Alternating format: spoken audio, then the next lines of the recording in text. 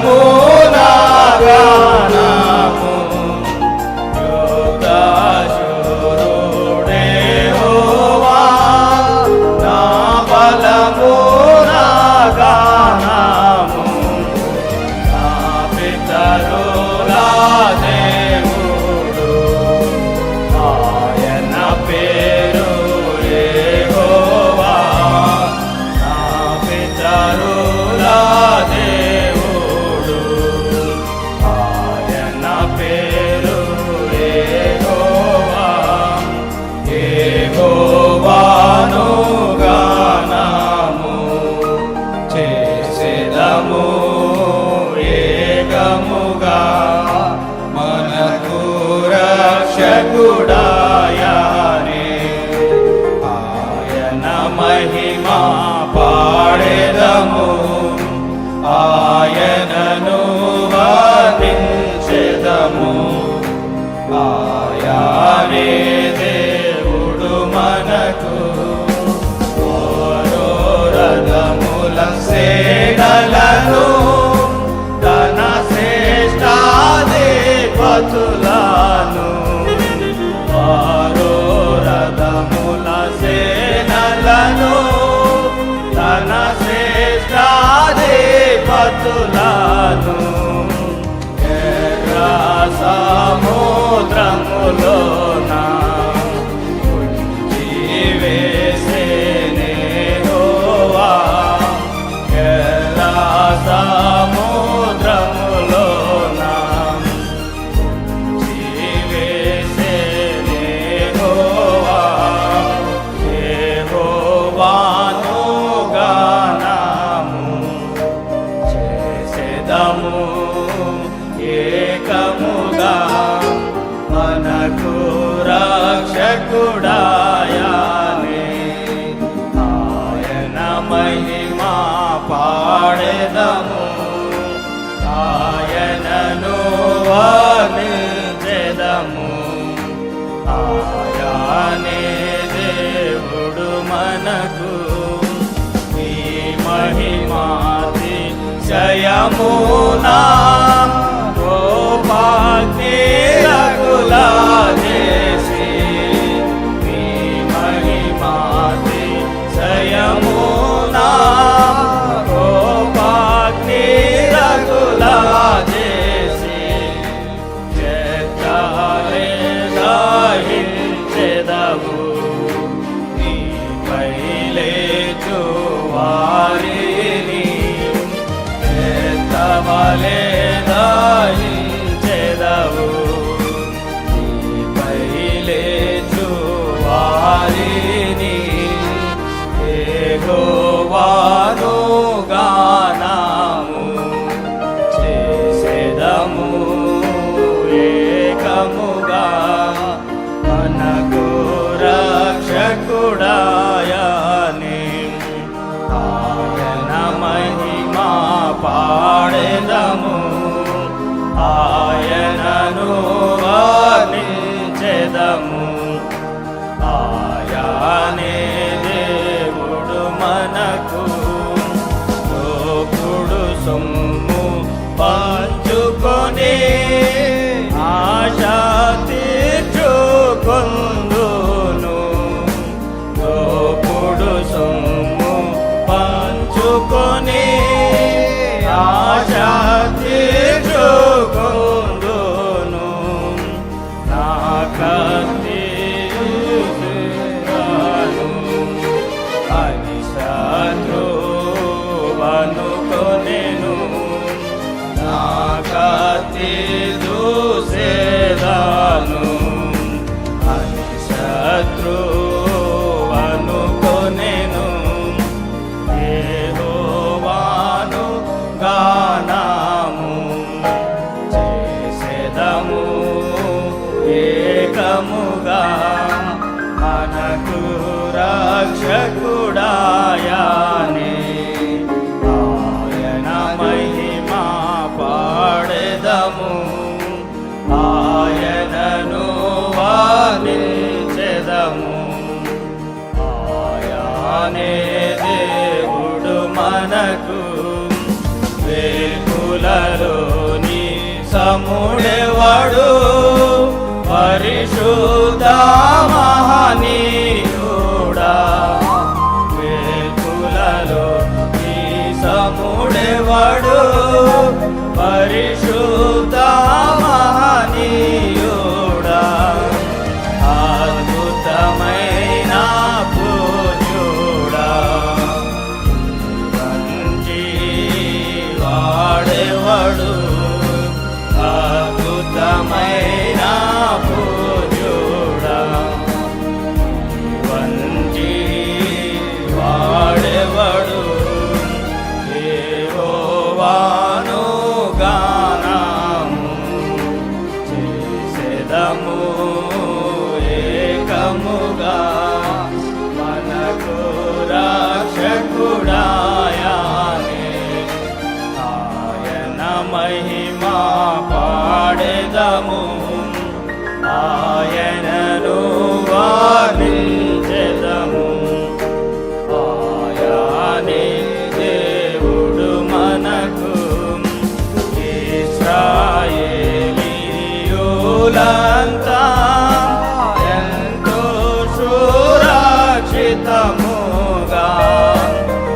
ఇశ్రాయేలీయులంతా ఎంతో సురక్షితముగా సముద్రము మధ్యను ఆరిన నేలను నడచిరి సముద్రము మధ్యను ఆరిన నేలను నడచిరి యెహోవాను గానము చేసెదము ఏకముగా మనకు రక్షకుడాయనే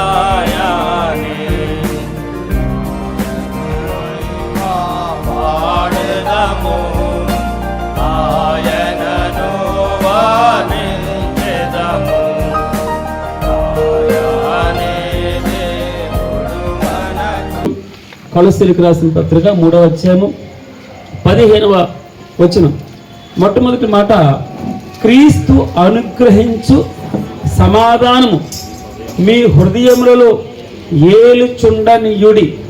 తర్వాత ఇదివరకే మీరు ఒక్క శరీరముగా పిలువబడితిరి మరియు కృతజ్ఞులయుండుడి.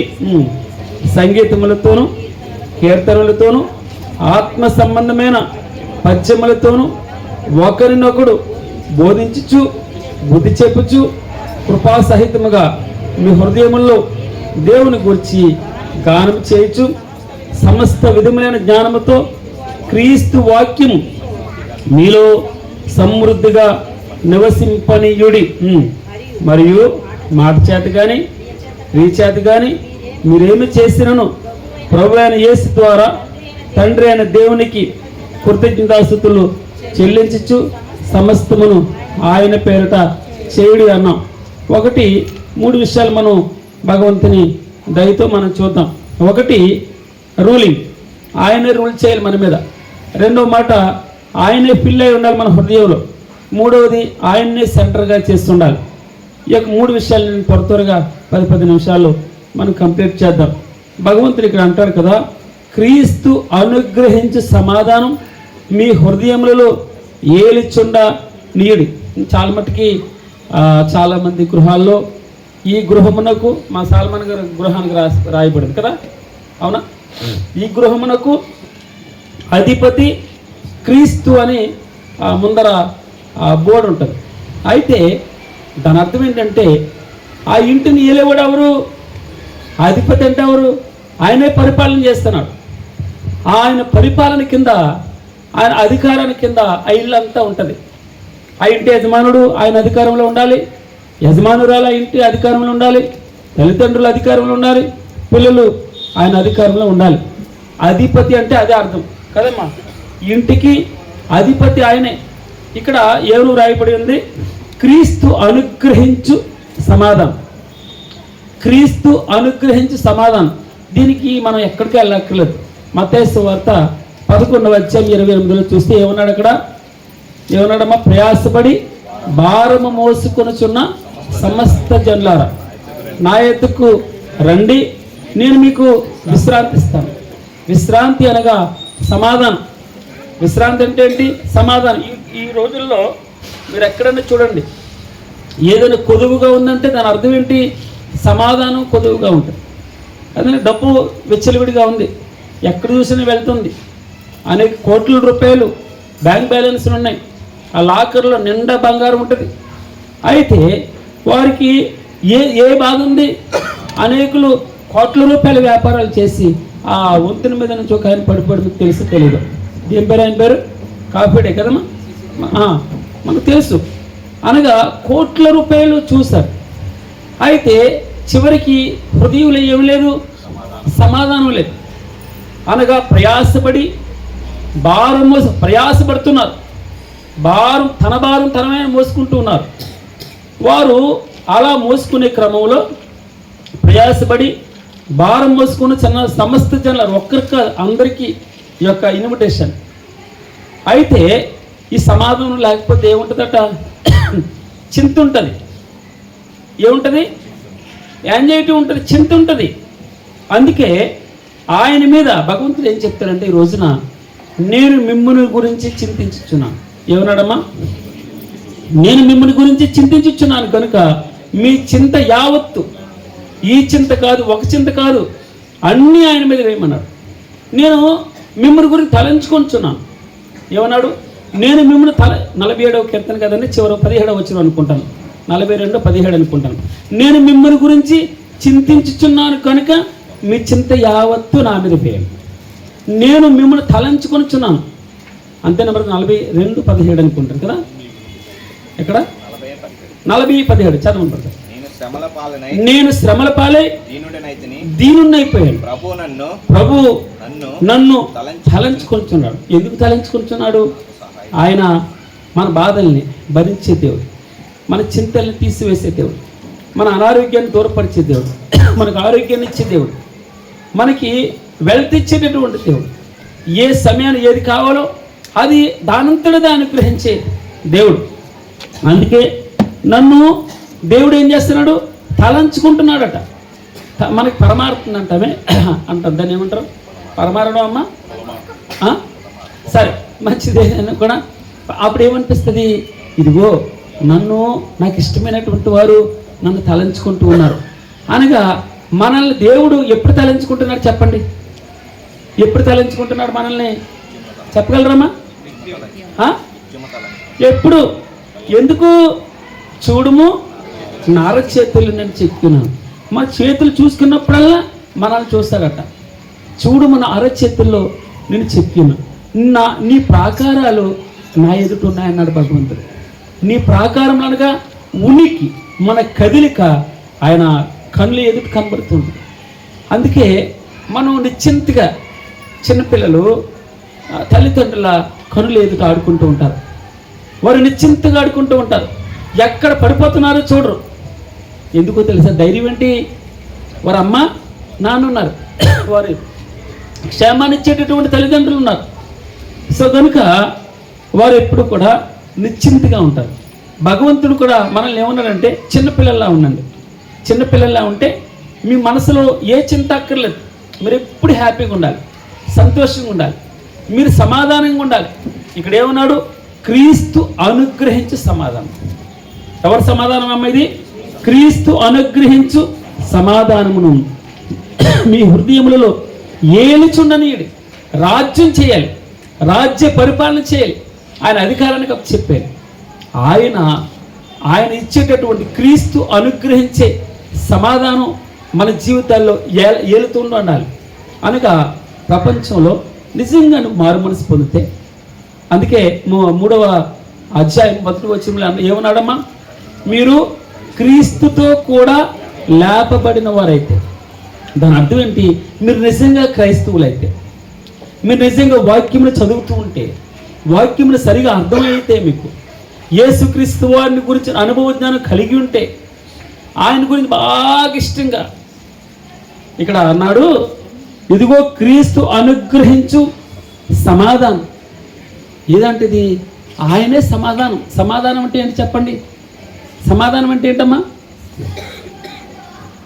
డెఫినేషన్ చెప్పండి. సమాధానం అంటే ఏంటి? అమ్మా, ప్రశాంతత, ఏమి ఇబ్బంది లేకుండా ఉండడం.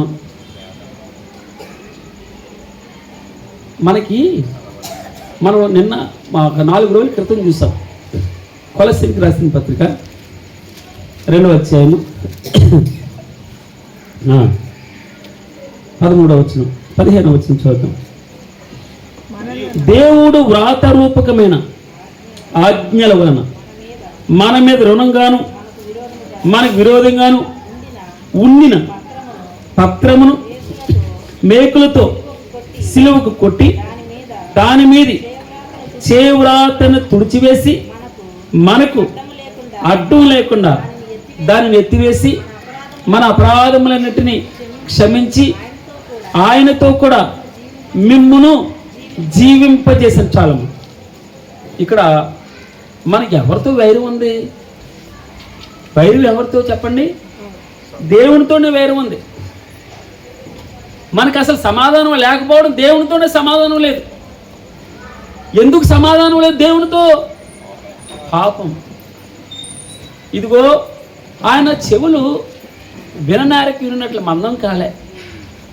ఆయన ఏమన్నారు? చేతులు రక్షింపనారకి విన్నట్లు కురచి కాలేదు. ఎందుకో తెలుసా? మీ పాపములు మీకు భగవంతునికి మధ్యలో ఉన్నాయి. సమాధానం లేదు. అర్థమవుతుందమ్మా భాష? మీకు భగవంతునికి మధ్య ఏం అడ్డుగాడు ఉంది? పాపం అని అడ్డుగాడు ఉంది. అందుకే సమాధానం లేదు. ఎవరికి? భగవంతునికి, మనకి. అందుకే ఆ అడ్డం లేకుండా, ఇక్కడేం చదవం అడ్డం లేకుండా ఆ యొక్క రుణపత్రాన్ని ఏదైతే మనకి భగవంతునికి మధ్యలో ఆ యొక్క సమాధానం మిస్ అయిందో దాన్ని తొలగించడానికి, ఆ అడ్డాన్ని తీసివేయడానికి భగవంతుడు సిలువలో ఏం చేశాడట? మేకులతో కొట్టి ఆ పత్రం మీద సంతకం చేస్తాం. మనం ఆ సంతకం చేస్తాం. రుణపత్రం అది. ఏ పత్రం అమ్మా? నిన్న మనం చూసాం. ఏ రుణపత్రాన్ని కొట్టేశారు మనకి? 3,60,00,000 రూపాయల రుణపత్రం. అంటే ఉదాహరణ చెప్తున్నాను, భగవంతుడికి చెప్తాడు. 10,000 తలాంతుల అప్పు తీసివేశాడు. మీరు కూడా అలా క్షమించాలి. 50 రూపాయలు అప్పు ఉన్నారు కదమ్మా. 50 రూపాయలే కదా మనం చూసాం. 50 రూపాయలు అప్పు ఉన్నవాడు గొంతుకు పట్టుకున్నాడట. భగవంతుడు చెప్తాడు, ఇదిగో నేను ఏ విధంగా నేను క్షమించాను ఆ విధంగా నువ్వు క్షమించాలి. మన పరలోక ప్రార్థన చెప్తాం ఏమని? మా రుణములను క్షమించిన ప్రకారం మా రుణములు క్షమించి ప్రభువా. అంటే యాక్షన్, ఒక యాక్షన్ చేయాలి. ఆ ఉదయం మనం చూసాం, మరి ఆయన దగ్గరికి రండి, అప్పుడు ఆయన మీ దగ్గరికి వస్తాడు. ఆయనకి ఇవ్వండి, అప్పుడు మీకు ఇస్తాడు. ఆయన సన్నిధిలోకి రండి, అప్పుడు మీ ఇంటికి వస్తాడు. మీరు తలుపు తీయండి, అప్పుడు ఆయన ఎంటర్ అవుతాడు. బలవంతంగా ఏం కాదు. మన నుంచి కొంత ఏముంది నీ దగ్గర అంటాడు. ఖాళీ కుండలు ఉన్నాయి అన్నాడు. ఏదో మన ఆన్సర్ ఇవ్వాలి. ఏ మౌనంగా ఉండకూడదు. భగవంతుని దగ్గర మనం మనసు విప్పి ఆయనతో చెప్పుకోవాలని భగవంతుడు ఇష్టపడుతున్నారు. ఈ రోజున క్రీస్తు అనుగ్రహించే సమాధానం చాలా కుటుంబాల్లో పెద్దలు కానీ చిన్నలు కానీ పాపానికి అలవాటు పడితే నిద్ర సరిగా రాదు. నిద్ర సరిగా రాకపోతే మనం పడుకున్న వెంటనే గురక పట్టాలి. అంటే మరో విధంగా అనుకోకండి చెప్తున్నాను. మనం పడుకుంటే అటు ఇటు దొల్లకూడదు. నిద్రకి ఏం చేయాలి? పడుకుంటే శుభ్రంగా హ్యాపీగా పడుకోవాలి. ఎప్పుడు పడుకుంటాడు తెలుసా? నువ్వు మనసులో చింత లేనప్పుడు పడుకుంటాడు. ఎన్ని బాధలున్నా, కష్టాలున్నా, అప్పులున్నా, రాగున్నా క్రీస్తు అనుగ్రహించు సమాధానం. ఏమన్నాడు ఇక్కడ? క్రీస్తు అనుగ్రహించు సమాధానము మీ హృదయములలో ఏలిచ్చుండని. నేను చాలా పాటలు వస్తాయి ఈ మధ్యలో. ఏమేం పాటలు? మన దినేష్ పాడాడు, నేను కూడా పాడాను అనుకోండి. నాకు అంత ఇష్టం ఉండదు ఆ పాటలు. ఎందుకంటే నాకు ఏడుపు వచ్చింది తుడిచేస్తున్నాడు. ఏడుపు వస్తూనే ఉంటుంది. అది మీకు అర్థమైందా? ఈరోజు చచ్చిపోయేది కదా. మన జీవితంలో ఏడుపు రాని దినాలు, ఏడుపు వచ్చే దినాలు ఉంటాయి, నవ్వే దినాలు ఉంటాయి. అవి ప్రాముఖ్యత కాదు. ప్రాముఖ్యమైనవి 3 సంగతులు చెప్తాడు ఇక్కడ. మీ హృదయములలో క్రీస్తు సమాధానమును ఏలుచుండని, ప్రాముఖ్యమైన విషయం. ఆయన సమాధానాన్ని మన జీవితంలో ఏలనివ్వాలి, ఆయనకి అధికారం ఇవ్వాలి, ఆయన చేతుల్లోకి వెళ్ళాలి. అందుకే ఈ కొలసీలకు రాసిన పత్రిక అంతా కూడా సర్వము నీవే, అంతా క్రీస్తే. ఇంకా ఆయన ముందర ఏం లేదు, వెనకాల ఏం లేదు. మన సరెండర్ అవ్వాలి ఆయనకి. మన సరెండర్ అయినప్పుడు ఈ సమాధానం అంటే క్రీస్తు సమాధానం పూర్తిగా ఏలుతుంది. మనం సమాధానం ఏలుతూ ఉన్నప్పుడు మనం ఎంజాయ్, దాన్ని ఏమంటారు, చింతల వైపు, ఈ రోగాల వైపు, అప్పుల వైపు, బాధల వైపు, బిడ్డల వివాహాల వైపు, గర్భఫలాల వైపు, లేదా ఎండ్ల వైపు, దేని గురించి మనకి చింత ఉండదు. ఎప్పుడు మన హృదయాల్లో ఎక్కడమ్మా క్రీస్తు అనుగ్రహించే సమాధానం మీ హృదయములలో ఏలుచుండ నీడు. ఈ సందర్భంగా 2 మనుషులను చూపిస్తాను. అపోస్తలుడైన పౌలు గారు ఎక్కడున్నాడు? చెరసాల్లో ఉన్నాడా? కరెక్ట్ చెప్పాడు బ్రదర్. ఎక్కడున్నాడు? ఏం పాటలు పాడుతున్నాడు? ఏం కీర్తనలు పాడుతున్నారు? ఏమి సంతోషం ఉందని కీర్తనలు పాడుతున్నారు? మీకు అర్థమవుతుందమ్మా? ఉన్నదేమో జైల్లో ఒంటరిగా ఉన్నాడు. యోసేపు మనకు తెలుసు, ఎవరో చూడలేదు, కష్టం అనుభవించాలి. ఆ ఓనర్ని ఎదిరిస్తున్నాడు. ఓనర్ మాట వింటలేదు అంటే తన అర్థం ఏంటి? జైలు పాలు అవుతాడు అని అర్థం తెలుసు అతనికి. అయినా కూడా దేనికోసం తపన? క్రీస్తు అనుగ్రహించు సమాధానం. అపోస్తలుడైన పౌలు గారు శేలి ఉన్నారు, 2 బొండలు వేశారు, చాలా దెబ్బలు కొట్టారని వ్రాయబడి ఉంది అక్కడ. చాలా దెబ్బలు కొట్టి, చాలా పెయిన్, అంత ఈజీ కాదు కదా, వారు కూడా శరీరమే కదండి. ఆ బాధల్లో నుంచి కూడా దేవుణ్ణి స్తుతించుడి, ఎల్లప్పుడు దేవుణ్ణి స్తుతించుడి,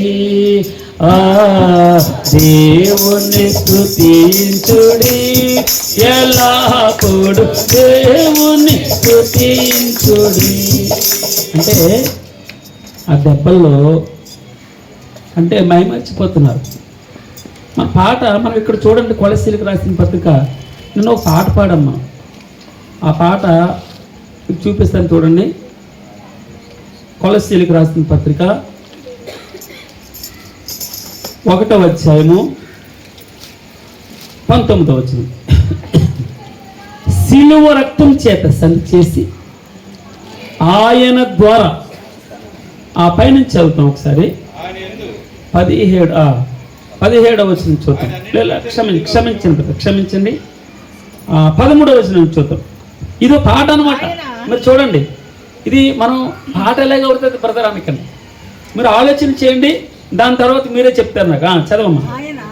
ఆయన మనలను అంధకార సంబంధమైన అధికారములో నుండి విడుదల చేసి, చూడండి, గుక్క తెప్పకుండా చదువుతాను నేను. విన్నారమ్మా నా మాట? నేను చదువుతాను, ఒక్క నిమిషం వాళ్ళు. ఆయన మనలను అంధకార సంబంధమైన అధికారములో నుండి విడుదల చేసి తాను ప్రేమించిన తన కుమారుని యొక్క రాజ్య నివాసులనుగా చేస్తున్నాను. ఆ కుమారుని యందు మనకి విమోచనం అనగా పాప క్షమాపణ కలుగుతున్నది. ఆయన అదృశ్య దేవుని స్వరూపయే సర్వ సృష్టికి ఆది సంభూతుడై ఉన్నాడు.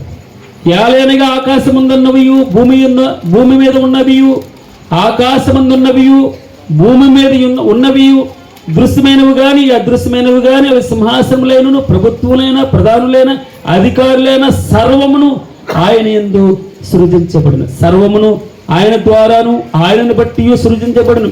ఆయన అన్నిటికంటే ముందుగా ఉన్నవాడు. ఆయనే సమస్తమునకు ఆధారభూతుడు, సంగమను శరీరమునకు ఆయనే శిరస్సు. ఆయన అన్నిట్లో ప్రాముఖ్యము కలిగిన నిమిత్తము ఆయన ఆది అయ్యుండి మృతులలో నుండి లేచుట్లో ఆది సంభూతుడు. ఆయన యందు సర్వ సంపూర్ణత నివసించాలని ఆయన సిలువ రక్తం చేత సంధి చేసి ఆయన ద్వారా సమస్తమును, అవి భూలోకమందున్నవైనను పరలోకమందున్నవైనను, వాటన్నిటిని ఆయన ద్వారా తనతో సమాధానపరుచుకొనవలెననియు తండ్రి అభిష్టమైన ఒక పాట అనమాట. ఏమభిష్టమైంది? తండ్రితో కుమారునితో క్షమించింది. మాట ఇక్కడేమనుంది? తనతో సమాధానపరచుకోవడం. ఎవరితో?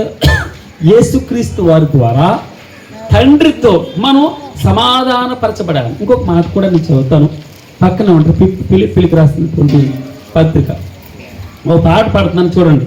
క్రీస్తు యేసు 2:5.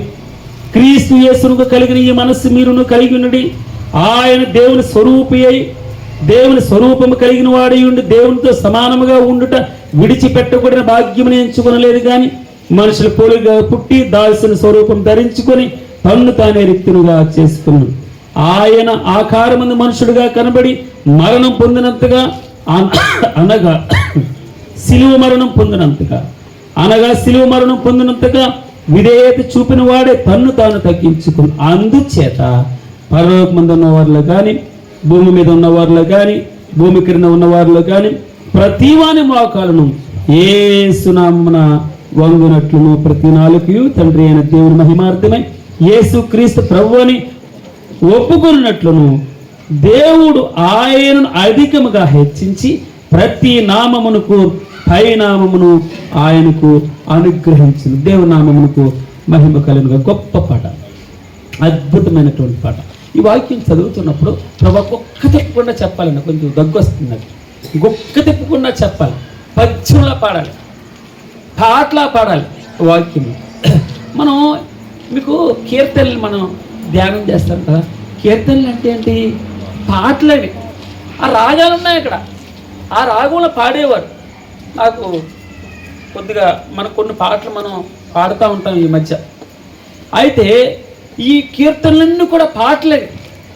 మనం పరిశుద్ధాత్మ దేవుడు మనకు సహాయం చేస్తే కీర్తనలు మీకు ప్రేరేపించబడితే పాటల కింద పాడాలి. మనం వారు రాసిన మొక్కలు ఈమె రాసిన మొక్కలు వేరే వేరే విధంగా ఉంటాయి. వాక్యాన్ని మనం వదిలివేస్తూ ఉండాలి. అందుకే సరే మంచిది, వేరే సబ్జెక్టులోకి వెళ్తున్నాం మనం. ఇక్కడ భగవంతుడు ఏం చెప్తున్నాడంటే ప్రాముఖ్యమైన 3 అంశాల గురించి చెప్తున్నాను. నేను త్వరగా కంప్లీట్ చేస్తాను. మొట్టమొదటిది క్రీస్తు అనుగ్రహించే సమాధానం మీ హృదయంలో ఉండాలి. ఎలా ఉంటుంది? అపోస్తలుడైన పౌలు గారు శీలయు ఆ రాత్రంతా దెబ్బలు తిన్నారు, రక్తం ఓడుతూ ఉన్నారు. అయినా కూడా ఆ రాత్రి ఏం జరుగుతుంది? అక్కడ వారిలో సమాధానం, క్రీస్తు అనుగ్రహించిన సమాధానం. దెబ్బలు లెక్కలేదు. జైల్లో ఉన్న అన్నం లేకపోయినా దాన్ని ఎక్కడ సముద్రాల్లో ఈదుతూ ఉన్న కొరడా దెబ్బలు ఒకసారి కాదు, 5 సార్లు, ఒకటి తక్కువ 40 కొరడా దెబ్బలు, అనేక రాత్రులు జాగరణాలు, అనేక దెబ్బలు, నిందలు, హింసలు, అన్నిట్లో కూడా అతను క్రీస్తు అనుగ్రహించిన సమాధానం తన హృదయంలో ఉంది కానీ అన్నిటిని సహిస్తున్నాడు. అన్నాడు క్రీస్తు సిలువ యందు తప్ప ఏమన్నాడు? సిలువ యందు తప్ప దేని యందు నాకు నేను అతిశయించుకుండు కాక. ఆ మాట నాకు జ్ఞాపకం రావట్లేదు, మరలా చెప్తున్నాను. నేను క్రీస్తు సిలువ యందు దేని విషయంలో నేను అతిశయించాను. ఆ సిలువే సమాధానాన్ని ఇచ్చేది. ఆ సిలువే నా పాప భారాన్ని కదండి, ప్రపంచ మానవుల పాప భారాన్ని తీసివేసి దేవునికి నాకు సమాధానం, ఆయనతో సంతోషించడానికి. అందుకే ఆయన్ని మనం పూర్తిగా ఆస్వాదించగలగాలంటే క్రీస్తు సమాధానం లోపలికంతా ఆయన ఏలనివ్వాలి.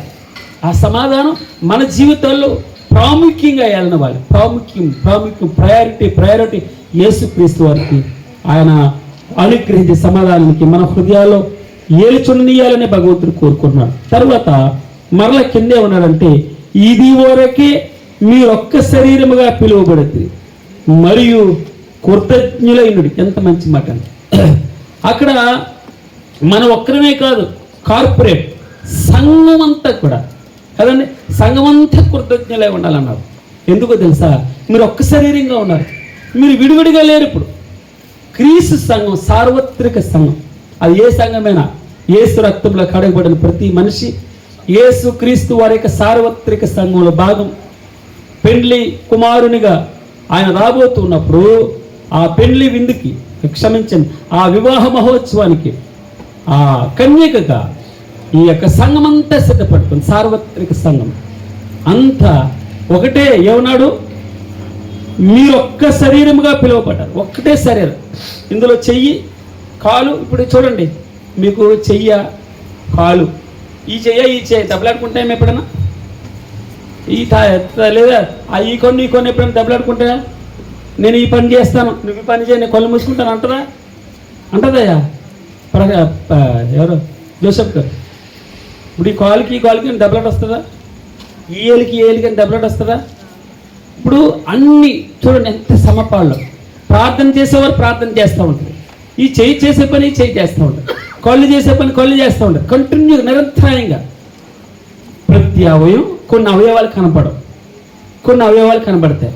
కొంతమంది బయటికి కనబడతారు, కొంతమంది బయటికి కనబడరు. కొంతమంది వెనకాల నుండి ప్రార్థనలు చేస్తారు, చీకట్లో ఉండి ప్రార్థన, ఒంటరిగా ఉండి ప్రార్థనలు చేస్తారు, మూలుగుతూ ఉంటారు. కొంతమంది ఉపవాసాలు ఉండంటే చెప్పరు, మూలుగుతూ ఉంటారు. అనేకులు క్షేమం కొరకు ప్రార్థన చేస్తూ ఉంటారు. మీకు కనబడినటువంటి మోకాళ్ళు, యాకోబు ఏమన్నాడు? ఒంటి మోకాళ్ళు యాకోబు. ఇంట్లోనేమో మోకాళ్ళు వేసుకుని ప్రార్థన చేస్తున్నాడు. పేతురు గారు, యోహాను ఏం చేస్తున్నారు? సువార్త ప్రకటిస్తున్నారు. ఎవరికి వస్తుంది? మెప్పి ఎవరికి వస్తుంది? వాళ్ళిద్దరికి వస్తుంది. కానీ పని చేసేవాడు ఎవరు? యాకోబు. అలాగన సంఘంలో ఎవరి పని? మన శరీరంలో ఎన్నో అవయవాలు ఉన్నాయి. ఆ అవయవాలు మనకు కనపడవు. ప్రీసియస్, ప్రశస్తమైన అవయవాలు. మీకు అర్థమైనా? ప్రభు నామములో అనేకులు బలంగా వాడబడుతున్నారు, పరిచర్యలో వాడబడుతుంది. కానీ అందరూ కనబడరు. కొంతమంది కనబడతారు, పైకి వాకింగ్ చెప్పేవారు కనబడతారు, పాటలు పాడేవారు కనబడతారు, మ్యూజిక్ వాయించేవారు కనబడుతూ ఉంటారు. పక్కన చివరి రోలో ఉండి అలా మామూలుగా వింటున్నట్టు ఉంటారు. కానీ దేవుని పరిచర్యలో అద్భుతంగా వాడబడుతున్నటువంటి వారు ప్రార్థనలు ములుగుతున్నారేమో, అనేకుల కొరకు పాటలు పడుతున్నారేమో, ఉపవాసాలు ఉంటున్నారేమో, అనేకులు తమ గర్భంలో ధరించి ఏ విధమైన చేతనను దేవుని క్రీస్తు సారూప్యంగా మార్చాలని ఇష్టపడుతున్నారేమో అన్నాడు. ఇదివరకే, ఇందుకొరకే మీరొక్క శరీరముగా పిలువబడుతుంది. అంటే దాని అర్థం ఏంటి? క్రీస్తు అనుగ్రహించే సమాధానం సంఘానికి అంతటికి రావాలి, మనిషి ఒక్కరికి కదా. అర్థమవుతున్నా? ఏమన్నాడు ఇక్కడ? క్రీస్తు అనుగ్రహించే సమాధానం మన సంఘంలో వేయాలని ఇవ్వాలి. మన హృదయంలో ఒక్కటే కాదు, సంఘం అంతా వేయాలని ఇవ్వాలి, మన ఇంట్లో వేయాలని ఇవ్వాలి. ఆయనకు అధికారానికి అప్పు చెప్పాలి. ఆయన చేతుల్లో మనం ఒక విధంగా ఎలా బానిసలు కాదు, ఆయన చేతిలో ఆయన చెప్పిన మాట వినేటటువంటి వారుగా ఉండాలని, కుమారులుగా ఉండాలని, ఆయన చెప్పిన మాట వినే పిల్లలుగా ఉండాలని భగవంతుడు ఇష్టపడుతున్నాడు. తర్వాత సంగీతములతోనూ కీర్తనలతోనూ ఆత్మ సంబంధమైన పద్యములతోనూ ఒకరికొకడు బోధించచ్చు, బుద్ధి చెప్పచ్చు, కృపా సహితముగా మీ హృదయములలో దేవుని గురించి గానము చేయొచ్చు. సమస్త విధములైన జ్ఞానముతో క్రీస్తు వాక్యము మీలో సమృద్ధిగా నివసింపనీయుడి. మొదట మనం ఏం చూసాము? సమాధానం. క్రీస్తు అనుగ్రహించే సమాధానం మీ హృదయాల్లో ఏలిచుండాలన్నాడు. ఇక్కడేమంటున్నాడు? క్రీస్తు వాక్యము మీలో సమృద్ధిగా నివసింపనీయుడు. అక్కడేమన్నాడు? క్రీస్తు అనుగ్రహించే సమాధానం మీ హృదయాల్లో ఏలాలి, మీ హృదయాల్లో ఏలాలి, మీ సంఘంలో ఏలాలి, మీ ఇంట్లో ఏలాలి. ఏలడం అంటే రాజ్య పరిపాలన చేయాలి, మొత్తం పరిపాలన ఆయన అధికారంలోకి ఉండాలి. ఇక్కడే ఉంటున్నారంటే వాక్యం అంట, క్రీస్తు వాక్యము మీలో సమృద్ధిగా నివసింపనీయుడు. అంటే వాక్యం నివసించవచ్చు, పూర్తిగా నివసించాలి. అంటే దాని అర్థం ఏంటంటే మన హృదయం దేవాలయం. ఈ దేవాలయంలో భగవంతుడు 3వ అధ్యాయము మొట్టమొదటి మాట చెప్తూ, మీరు పైనున్న వాటి మీదే వెతకాలి, పైనున్న వాటి మీద మీ మనసు పెట్టుకోవాలి. ఇక భూ సంబంధమైన వాటి మీద మీ మనసు పెట్టుకోదు. ఏమన్నాడమ్మా? భూ సంబంధమైన వాటి మీద మీ మనసు పెట్టుకోవడానికి వీల్లేదు. క్షయమైపోయే వాటి మీద మీ మనసు ఉంచకూడదు. అక్షయమైనది ఆ రారాజు యొక్క స్వాస్థ్యం మీద, పరలోక రాజ్యం మీద, మహిమ మీద మనం ఆ నిరీక్షణ ఉంచుకోవాలి. మనం చూసాం, మీరు ఎలా కట్టబడాలి? స్థిరంగా కట్టబడాలి, ఇల్లు వల్లే కట్టబడాలి. మీ విశ్వాసం స్థిరంగా ఉండాలి. అటు ఇటు మనం కదలాడకూడదు. ఎప్పుడు స్థిరంగా ఉండాలని, ఇల్లు వల్లే కట్టబడాలని నిరీక్షణ. ఏమన్నాడు? నిరీక్షణ, ప్రేమ, విశ్వాసము. 3 కొలస్సీలకు రాసిన పత్రికలు చెప్తారు. ఈ 3 చెప్తూ ఇక్కడ ఏమన్నాడంటే క్రీస్తు వాక్యము మీలో సమృద్ధిగా నివసింపజేయడు. మన హృదయం అనే ఈ దేవాలయంలో మనం క్షయమైనటువంటి వాటి వైపు, పనికిరాని వాటి వైపు, ఏదో టెంపరీగా ఉపయోగపడే వాటి వైపు మనసు పెట్టుకోకూడదు. ఆయన చెప్పిన మాట, భూ సంబంధమైన వాటి మీద మీ మనసు ఉంచదు. మీ మనసంతా కూడా ఆయన మీదే పెట్టుకోండి, ఆయన్నే వెతకండి. 2 సూత్రాలు చెప్పాడు 3వ అధ్యాయం 1వ వచనంలో. మీరు ఆయన వెతకాలి, ఆయన మీద మనసు పెట్టుకోవాలి. మన తాపత్రయం, ఇంకో విధంగా ఏమని చెప్పొచ్చు, మన తాపత్రయం అంతా ఆయన మీద ఉండాలి. ఆయన సంపాదించుకోవాలి, ఆయన గురించి జ్ఞానం పొందాలి. సర్వ సంపదలు ఆయన ఏమన్నాడమ్మా, బుద్ధి జ్ఞానములు ప్లస్ సర్వ సంపదలు ఆయన యందు గుప్తములై ఉన్నాడట. ఎవడైనా జ్ఞానం కొదువుగా ఉంటే నన్ను అడగాలన్నాడు. అడుగువాడు ఎప్పుడు కూడా అనుమానం పడకుండా అటు ఇటు చూడకుండా, యాకోబు పత్రికలో ఉంటుంది, అటు ఇటు చూడకూడదు. తప్పకుండా నాకు దొరుకుతుంది ఆయన దగ్గర అని అడగాలి అన్నాడు. క్రీస్తు వాక్యము మన హృదయాల్లో సమృద్ధిగా, ఎలా అంటే సమృద్ధిగా నివసించాలట. వాక్యం నివసించాలంటే దానికి తగిన ప్లేస్ ఇవ్వద్దు. అందుకే మనకి భగవంతుని నివసించే స్థలాన్ని మనం 3 కిందటి వేట్ చేస్తారు.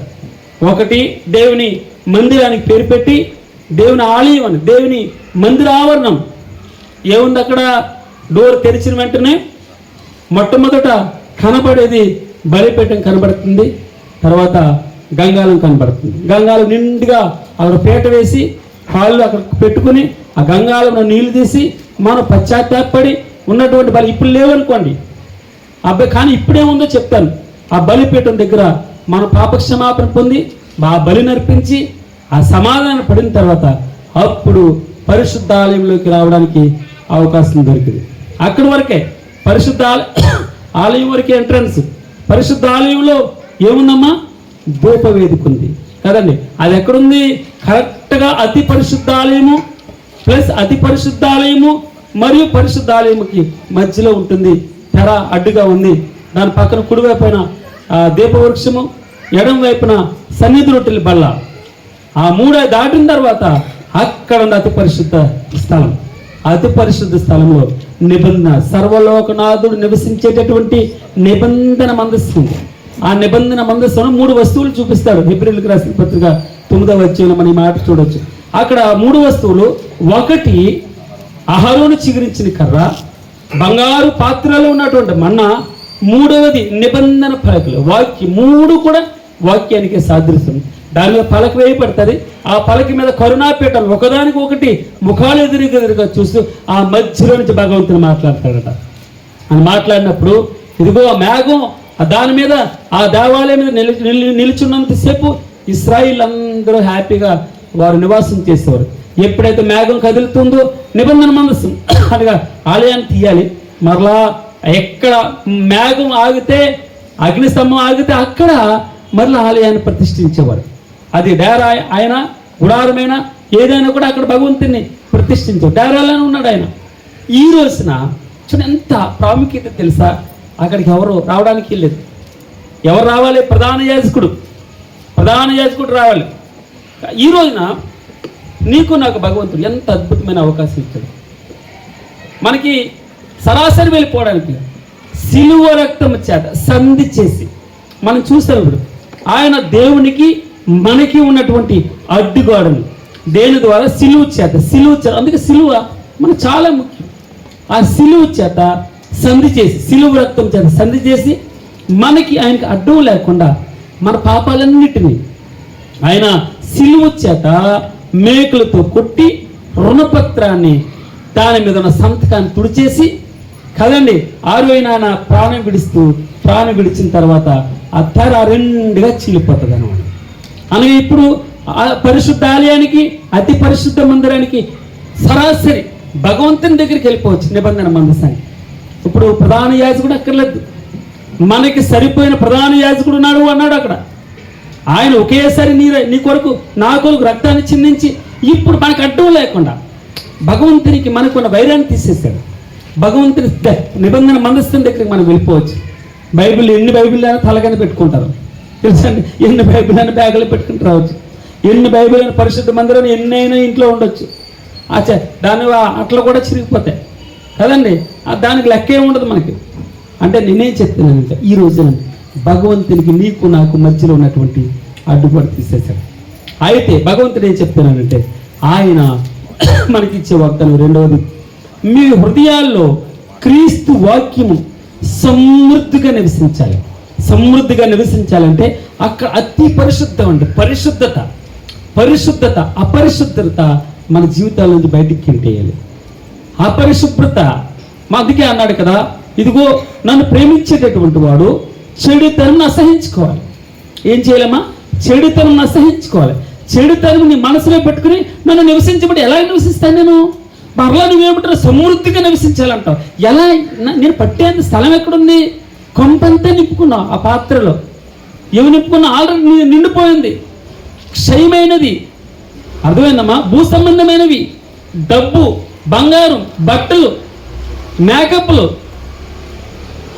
ఇంకా ఇతరులను ఆకర్షించాలనే స్వభావం, ఎన్నో ఎవరి కోసం మన బ్రతుకు? పక్కోడి కోసం కాదు, మన కోసం కాదు బ్రతుకు, పక్కోడి కోసం బ్రతుకుతున్నట్టే ప్రవర్తిస్తాం. భగవంతుడు చెప్పే మాట, పరిశుద్ధాత్మ దేవుడు సంఘాలతో ఆత్మ సంఘములతో చెప్పుచున్న మాట చెవిగలవాడు వినును గాక. ఆయన వాక్యం మన హృదయాల్లో సమృద్ధిగా నివసించాలి.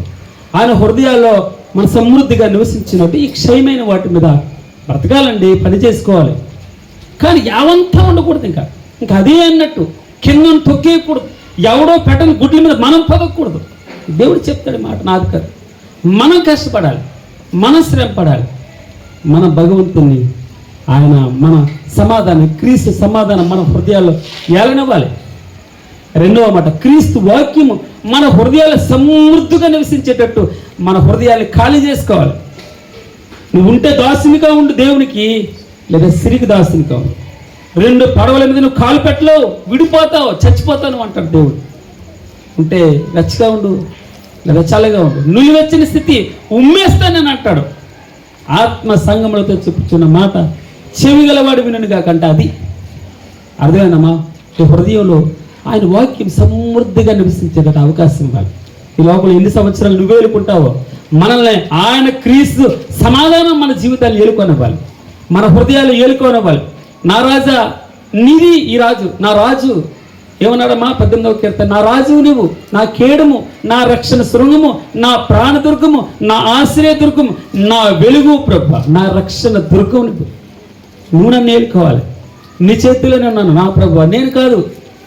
జీవం ఏమంటే బ్రతుకుంటే క్రీస్తు, చావైతే లాభం అన్నాడు అపోస్తలుని పౌలు. ఒట్టుగా అన్నాడా ఆయన? అంతగా నేను క్రీస్తుని పోలి నడుచుకున్నాను, నన్ను పోలి మీరు నడుచుకోవాలన్నాడు ఆయన. భగవంతుడు ఈ యొక్క సాయంకాల సమయంలో మనకిచ్చే రెండవ వాగ్దానం, క్రీస్తు వాక్యము మీ హృదయాల్లో సమృద్ధిగా అన్నాడు ప్రభువారు. నువ్వు లేచినప్పుడు, కూర్చున్నప్పుడు, నువ్వు ఇంట్లో భోజనం చేస్తున్నప్పుడు, తిరుగుతున్నప్పుడు, నడుస్తున్నప్పుడు, ఎక్కడున్నా కూడా బాసికిలా ఉండాలి, నడికట్టులా ఉండాలి. నీ ఇంటి గోడల మీద ఆయన వాక్యం ఉండాలి, చుట్టూరు వాక్యం ఉండాలి. ఎప్పుడు వాక్యంతో సంభాషణ, వాక్యంతో భాష, నీ భాష, యాస, నవ్వు ఏదైనా సరే వాక్యంతో మనం ఆయన వెతకడం అంటే ఏంటి తెలుసమ్మా? మనం మునిగి తేలడం, ఆయనలో తేలడం, ఆయనలో లీనం కావడం, ఆయనలో మమేకం కావడం. బ్రతుకుట నా మట్టుకైతే ఏమన్నాడమ్మా పౌలు గారు? నా మట్టుకైతే బ్రతుకుట క్రీస్తు, చావైతే ప్రభువా లాభమేబా. ఎంత మంచి మాట అండి. నా హృదయంలో సమృద్ధిగా నివసించి ప్రభువాను, సమృద్ధిగా ఆయన వాక్యాన్ని నివసింపచేయాలి. అప్పుడు సాతాను అంధకార దురాత్మ శక్తులు మన హృదయాల నుంచి బయటకు వెళ్ళిపోతాయి. సాతానా నువ్వు వెళ్ళడానికి ఇక మీద శరీరమా, ఓ శరీరమా నీకు రుణస్తుని కాదు. అపోస్తలుల కార్యం క్షమించిన రోమేలుకు రాసిన 18:12 అంటాడు, ఓ శరీరమా నువ్వు చెప్పినట్టల్లా వినడానికి, నువ్వు చెప్పినట్టల్లా పాడడానికి, నువ్వు చెప్పినట్టల్లా ఆడడానికి బొమ్మను కాదు నేను. ఇక మీదట శరీరమునికి రుణస్తుడుని కాదు కదండి. ఏమన్నాడమ్మా? నేను నీకు రుణస్తుని కాదు. ఓ శరీరమా, అయిపోయింది, జరిగిన కాలమే చాలు, గతించిన కాలమే చాలు, నువ్వు చెప్పినట్టల్లా వినడానికి. నేను ఇక మీదట క్రీస్తు దాసును, ఇక మీదట నేను క్రీస్తు స్నేహితుడును. నా హృదయంలో నీ వాక్యం సమృద్ధిగా నివసించాలి ప్రభువా. నేను నీలా మారాలి, నీలా ట్రాన్స్ఫార్మ్ కావాలి. మనం ఆయనలో ఉండాలని ఇష్టపడుతున్నాడు ఆయన. దీని అంతటికి కారణం ఏంటంటే ఆయన క్రీస్తు సమాధానం అనగా వాక్యము మన ఏలనివ్వాలి. రెండవ మాట, మన హృదయాల్లో సమృద్ధిగా నివసించేటట్టు ఆయనకు అవకాశం ఇవ్వాలి.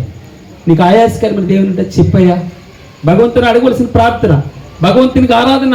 మన చక్కగా ప్రభువా నిన్ను ఏడిపించేటటువంటి సిచ్యువేషన్ నా జీవితంలో ఎక్కడుంది, నేను ఎక్కడ తప్పిపోతాను, ఎక్కడ మరలా సిలువేస్తాను, ఎక్కడ మరలా కొరడాలు తప్పితే నేను కొడతాను. ఆనాటి యూదులు కాదు ప్రభువా, నేనే కదా, ఆనాటి యూదులు కాదు నేనేనేమో నేను మరలా సిలువేస్తున్నాను. క్రీస్తు వాక్యము మీలో సమృద్ధిగా నివసించండి. మరలా చివరికి ఒక మాట చెప్తాడు, ఆయన్ని మనం సెల్ఫ్ సెంటర్గా చేసుకోవాలి, ఆయన్నే చూడాలి. ఏమంటారు చివరిగా మాట, మరియు మాట చేతి కానీ క్రియ చేతి కానీ మీరేమి చేస్తున్నాను ప్రభు అయిన యేసు ద్వారా తండ్రి అయిన దేవునికి కృతజ్ఞతాస్తుతులు చెల్లించు సమస్తమును ఆయన పేరట చేయండి. స్తోత్రం ప్రభు. మీరేం చేసినా కూడా ఏమన్నాడు, మరియు మాట చేతి కానీ క్రియ చేతి కానీ మీరేమి చేసినా ప్రభు అయిన యేసు ద్వారా తండ్రి అయిన దేవునికి చూడండి చక్కగా. ఇంకా అర్థం కాకుండా ఏముంటుంది చెప్పండి. మన ఆరాధన చేసేటప్పుడు యేసుక్రీస్తు అన్న మాట, ఆయనకి ఆరాధన చేసే దేవునికి ఆరాధన చేయాలి, యేసు నామంలో చేయాలి. ఆయన నామం ద్వారా భగవంతుని దగ్గరికి వెళ్ళేది. అర్థమవుతుందన్నమాట. యేసు ఏమన్నాడు ఇక్కడ, యేసు ద్వారా తండ్రి అయిన దేవునికి. మనకి మార్గం ఏంటి, ఆయన నేనే మార్గమును, నేనే సత్యమును, నేనే జీవమును అన్నాడు. ఆయన ద్వారా యేసు నామములో ప్రార్థన చేస్తాం, అవునా కదండి. యేసు నామంలో ఆరాధన. మనం అందుకే ఆరాధన చేసేటప్పుడు ప్రార్థన చేస్తారా ప్రభు అనుకోండి.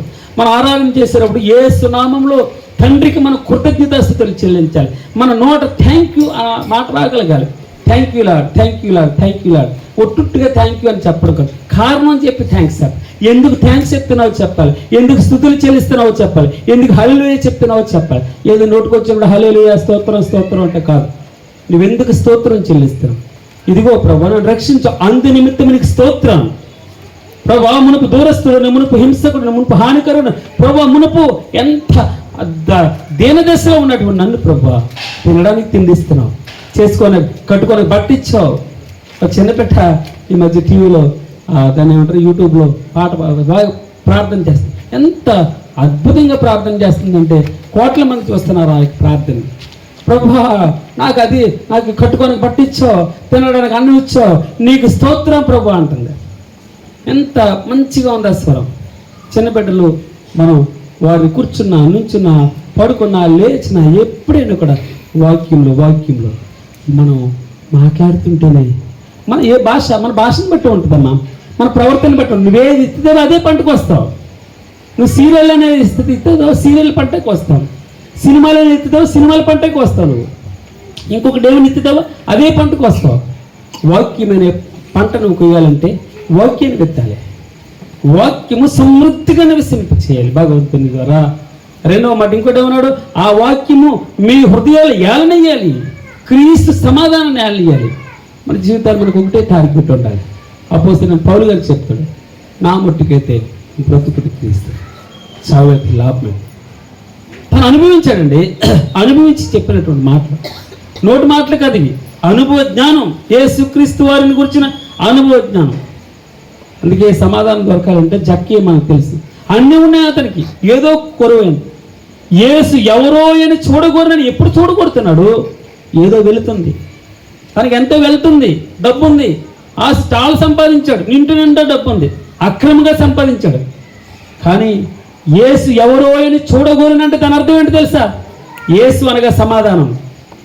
సమాధానం ఎలా ఉంటుందో చూడాలని ఆశపడుతున్నాడు. ఆ సమాధానం కోసం ఆ చెట్టు వచ్చి మేడి చెట్టు కిందకు వచ్చాడు, చూస్తా ఉన్నాడు. ఆ సమాధానం పిలిచింది ఆయన్ని, జక్కయ్య ఈరోజు నీ ఇంట్లో ఉండాలి అన్నాడు. చివరిగా మాట చెప్తూ ఏం చెప్పాడో ఏం మాట్లాడారో తెలియదు.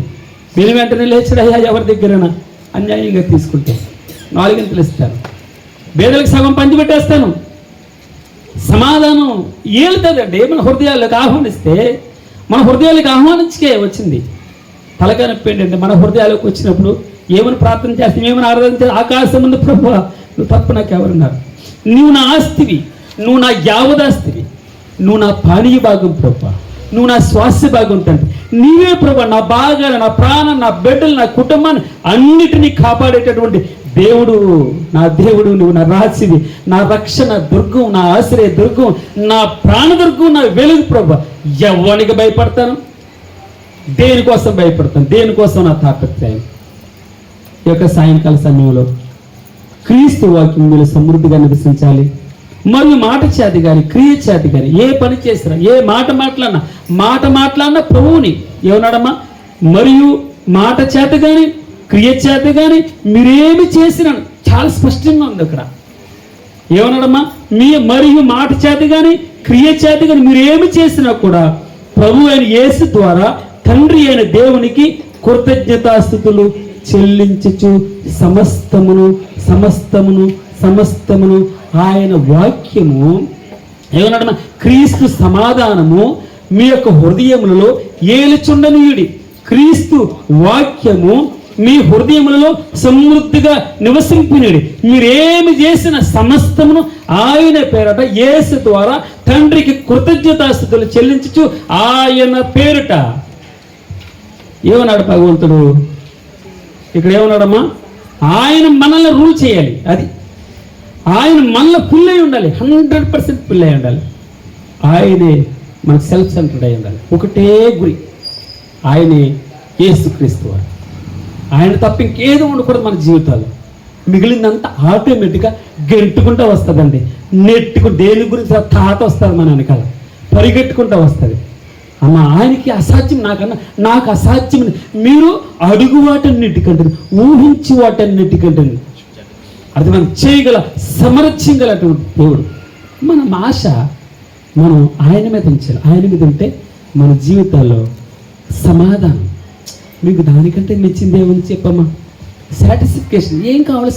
తృప్తి. హ్యాపీగా పడుకున్నా కొరపెట్టి పడుకోవాలి. నేను చెప్తే నన్ను మరో విధంగా అనుకోకండి. శుభ్రంగా మనకి ఏ బాధ, అసలు దేని గురించి ఆలోచన రాకుండా ఆయన నీకు తృప్తినిస్తారు. నీ రోగం గురించి కానీ, బాధ గురించి కానీ, బరువు గురించి కానీ, లేదా నీ బాధ్యతల గురించి, దేని గురించి పట్టించుకోకర్లేదు. మనం ఒకటే సూత్రం, మన ఆయన క్రీస్తు సమాధానాన్ని మన హృదయం ఏలనివ్వాలి. రెండవది ఆయన వాక్యాన్ని సమృద్ధిగా మనలో నివసించి చేయాలి. ఏం చేసిన మాట చేతి కానీ క్రియ చేతి కానీ ఏం చేసినా కూడా తండ్రి ద్వారా, కుమారుని ద్వారా తండ్రికి కృతజ్ఞతాస్తుతులు చెల్లిస్తూ సమస్తమును ఆయన పేరట. ఏమన్నా చివరి మాట?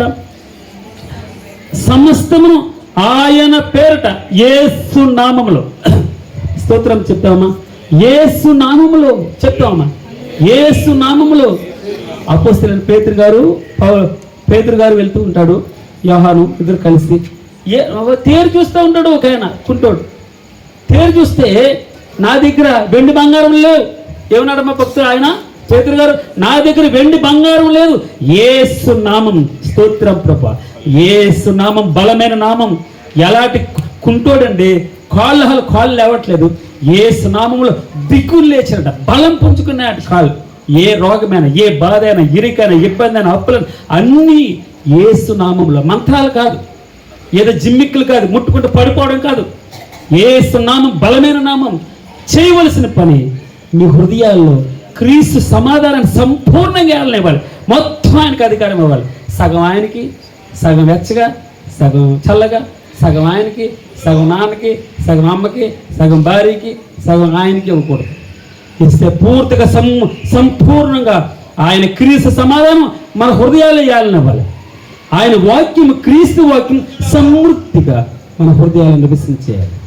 మూడవది, మీరేం చేసినా తండ్రికి క్రీస్తు నామంలో, యేసు నామంలో సమస్తము ఆయనకు కృతజ్ఞతాస్తుతులు చెల్లిసి ఆయన నామం పేరట చేయాలి.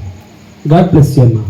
యేసు నామంలో మీకు సమృద్ధి, యేసు నామంలో మీ క్షేమం, యేసు నామంలో ఆరోగ్యం, యేసు నామంలో సంతృప్తి, యేసు నామంలో నవ్వు, యేసు నామంలో ప్రతి భారం, యేసు నామంలో సాతాను అంధకార దురాత్మ శక్తులు లయమవును గాక, దూరమవును గాక. యేసు నామం బలమైన నామం, స్థిరమైన నామం, కథల నామం, ఉన్నవాడు అనువాడు. ఆయన పేరు యెహోవా.